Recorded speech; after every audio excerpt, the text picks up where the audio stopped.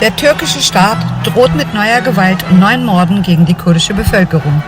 Die Stille internationaler Organisationen und Mächte, trotz Einsatz chemischer Waffen, ermutigte Erdogan, neue gewalttätige Verbrechen gegen die Menschlichkeit zu begehen. Sämtliche Militär- und Staatsvertreter der Türkei haben angekündigt, Ende diesen Monats eine neue militärische Aggression gegen die zivile und demokratische Gemeinschaft in Rojava, Nordsyrien, auszuführen. Die Hetzjagd auf Kurden kann nur ausgeübt werden, wenn wir alle Gleichgültigkeit zeigen. Wenn wir schweigen, bahnen wir den Weg frei für Erdogan, um seine faschistischen Triebe im Mittleren Osten zu entfalten. Lassen wir es bitte nicht zu, dass die Welt in noch größeres Chaos gestürzt wird. Seid Teil der europaweiten Demonstration Hunderttausender Fürsprecher des Friedens am kommenden Samstag, den 25. Juni in Düsseldorf. Lasst uns gemeinsam Erdogans totalen Krieg gegen die kurdische Bevölkerung verurteilen.